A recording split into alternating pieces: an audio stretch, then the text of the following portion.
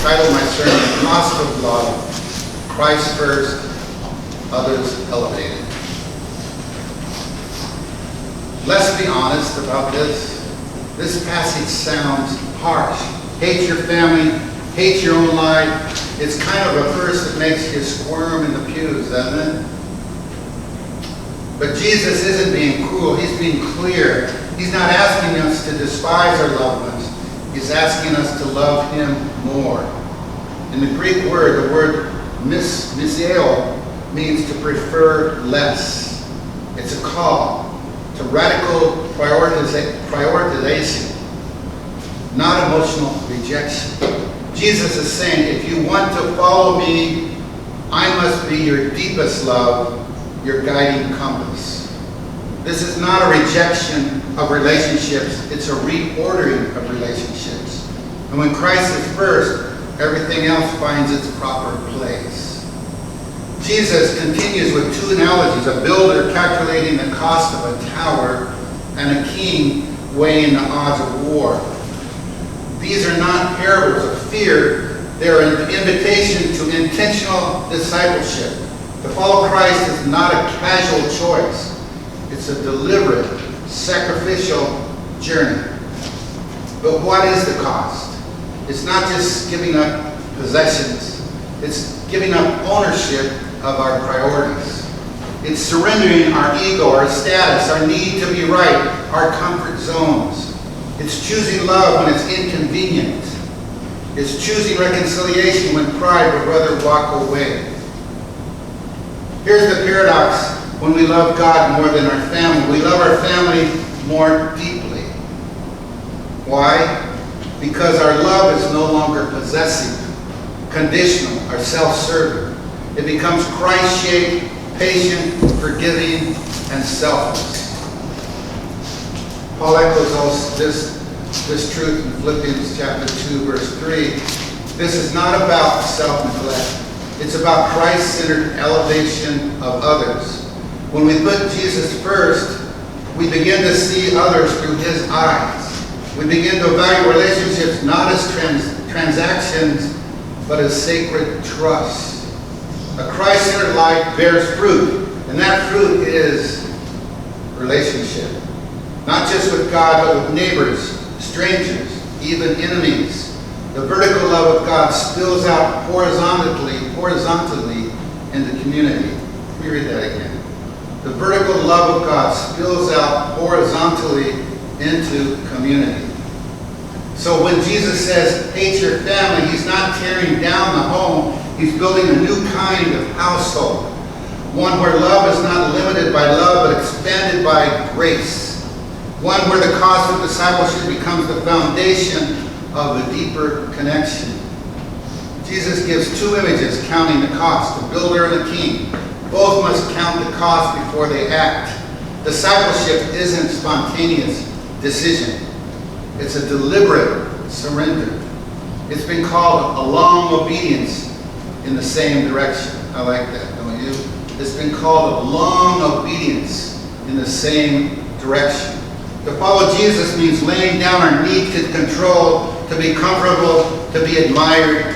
It means choosing love when it's inconvenient, choosing grace when it's undeserved, choosing humility when pride would feel so much better. A few years ago, I was the mission developer for a nonprofit ministry called Welcome Ministry in El Cajon. One of the ministries was entitled Welcome Church. Welcome Church held outdoor worship services. The services were much like the liturgies that we have here, just much shorter. We welcomed everyone wherever they were on their spiritual journey. We sang, we prayed together, we had a short homily, we passed the peace, shared communion, and had coffee hour. We also handed out what we call protein packs, packed lunch bags to everyone that came. And our coffee hours had more people, a lot more people than our worship service. How do you figure that?